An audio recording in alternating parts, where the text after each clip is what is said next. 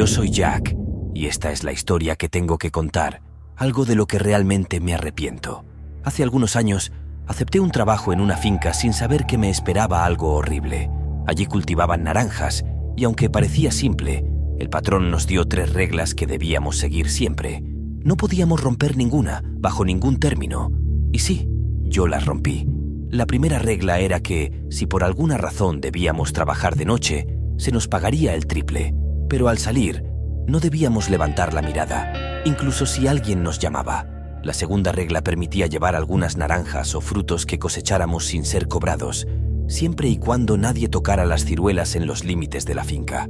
La última regla, que para mí era la más extraña, indicaba que en la entrada del lugar había una mecedora junto a un almendro, la cual nunca debíamos mover. Según el patrón, la mecedora vivía en el lugar, así que no podía moverse, ni siquiera para barrer.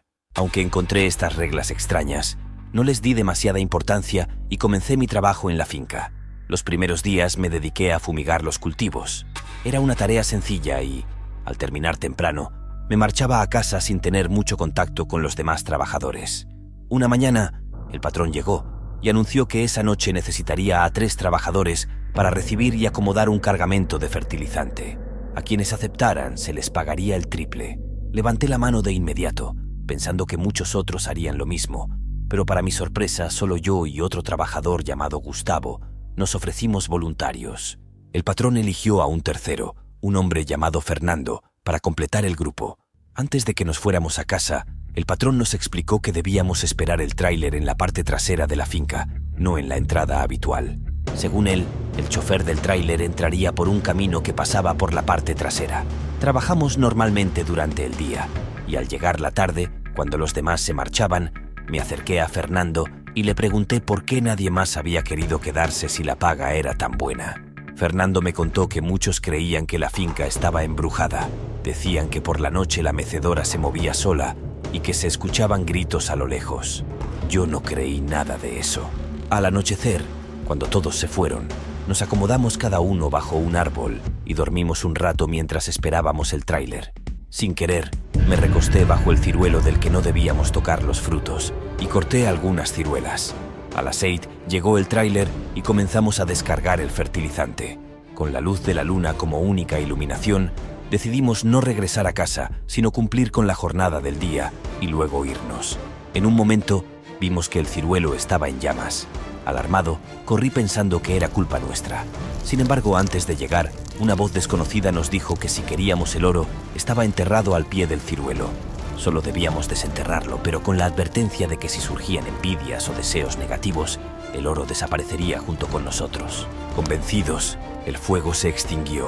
No había quemaduras, solo oscuridad y codicia en nuestras almas. Comenzamos a hablar sobre lo que habíamos visto y a planear cómo llevarnos el oro. A la mañana siguiente, trabajaríamos como siempre. Nos iríamos a casa y volveríamos por la noche con palas y sacos para escapar con el oro y jamás volver.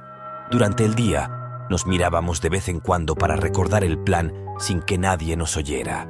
Al caer la noche, Fernando y yo regresamos al lugar donde habíamos descargado el fertilizante y cavamos un agujero al pie del ciruelo. Encontré lo que parecía ser la esquina de un cofre de madera, pero Gustavo sugirió dejarlo para la mañana siguiente por seguridad, ya que estábamos cansados. A pesar de nuestras dudas, aceptamos, cubrimos el agujero con costales y nos fuimos. A la mañana siguiente, Gustavo no apareció. Encontramos el agujero destapado, con la pala de Gustavo tirada y rastros de lo que parecía ser sangre. Fernando y yo intentamos cavar de nuevo, pero en lugar del cofre, descubrimos una placa de piedra. Decepcionados, abandonamos el lugar sin saber qué había pasado con Gustavo. Días después, vi al patrón con una mujer llorando. Luego el patrón nos llamó a Fernando y a mí. Nos dijo que sabía lo que habíamos intentado hacer y en lugar de castigarnos, nos pidió que lo ayudáramos con otra tarea esa noche. Nos ordenó que nos presentáramos frente al ciruelo con nuestras palas. Si hubiera sabido que al final del día descubriría algo tan terrible, no hubiera hecho nada. Pero debíamos ver cuál había sido nuestro error. Llegamos al lugar y sentimos un escalofrío recorrer nuestra espalda. El patrón estaba sentado en una piedra y nos ordenó destapar el agujero y cavar otro exactamente a 13 pasos. Mientras cavábamos, nos contó lo que había sucedido con Gustavo. Esa noche, Cuando llegamos a robar el oro, él nos miraba desde un monte cercano. Vio todo y nos contó lo enojado que está por ver cómo el ciruelo se prendía en llamas, siguiendo por cómo después de un rato cavando, nosotros dos nos habíamos ido. Y Gustavo nos siguió, o eso parecía. Corrompido por la ambición, volvió a cavar decidido de que era el oro solo suyo, e intentó sacar por el agujero el cofre. Pero en vez de encontrarse con lo que deseaba, se encontró con unas garras que lo tomaron del brazo, impidiendo su salida. Comenzó a gritar y nadie le ayudó.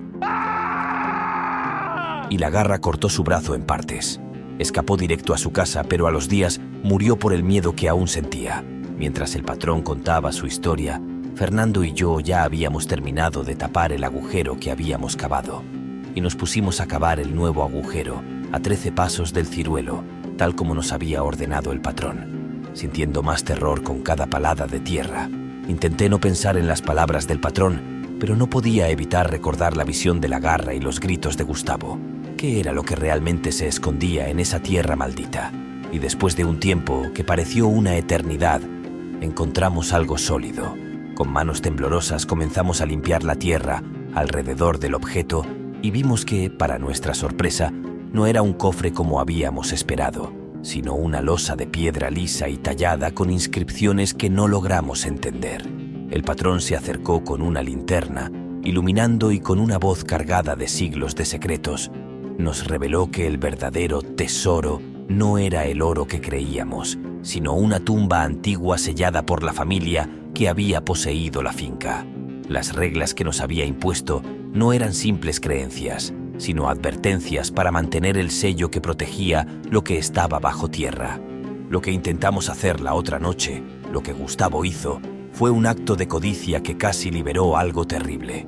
Sentí un escalofrío recorrer mi espalda y nos explicó que la garra que habíamos visto era solo una pequeña muestra del poder que estaba en esa tierra. Gustavo había despertado algo que nunca debió ser perturbado. Su muerte fue una advertencia de las consecuencias de nuestro error. Por eso, nos pidió que caváramos un nuevo agujero para reforzar el sello y asegurarnos de que no ocurriera de nuevo. Con el corazón latiéndome con fuerza, Fernando y yo seguimos sus instrucciones. Usamos una mezcla especial de tierra y ceniza para cubrir la losa cuidadosamente. Al final, el patrón nos pidió que ocultáramos cualquier rastro de lo que había en el lugar, colocando piedras y plantas alrededor para disimularlo.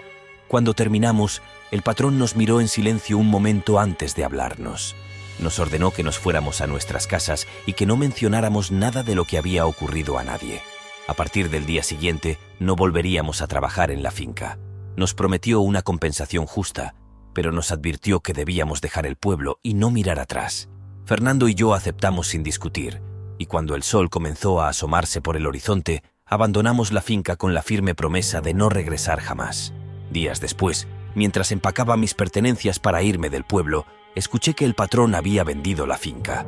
El nuevo dueño planeaba convertirla en un complejo turístico y estaba preparando excavaciones para construir cabañas y una piscina. Un escalofrío me recorrió al imaginar que los planes del nuevo propietario podrían desatar nuevamente la fuerza antigua que intentamos sellar. Decidí no intervenir. Había cumplido con mi parte y solo quería dejar atrás aquel lugar maldito. Sin embargo, mientras conducía hacia un nuevo destino, lejos de la finca y de sus oscuros secretos, no pude evitar mirar por el espejo retrovisor. Me preguntaba si el sello realmente mantendría contenida aquella fuerza antigua o si algún día las acciones del nuevo dueño despertarían algo que jamás debió ser enfrentado. La imagen de la losa y la sensación de lo desconocido se quedaron en mi mente. Mientras comencé mi nueva vida, seguía sin poder quitarme de la cabeza la posibilidad de que algún día la curiosidad y la codicia del nuevo dueño pudieran romper el frágil equilibrio que habíamos dejado. El miedo a lo desconocido me mantenía despierto por las noches y me preguntaba si, en algún lugar, bajo una construcción o una piscina, aquella fuerza antigua aguardaba, lista para despertar y reclamar lo que alguna vez se intentó sellar. Y así fue mi historia. Y cuéntame, ¿qué parte de esta historia te gustó más?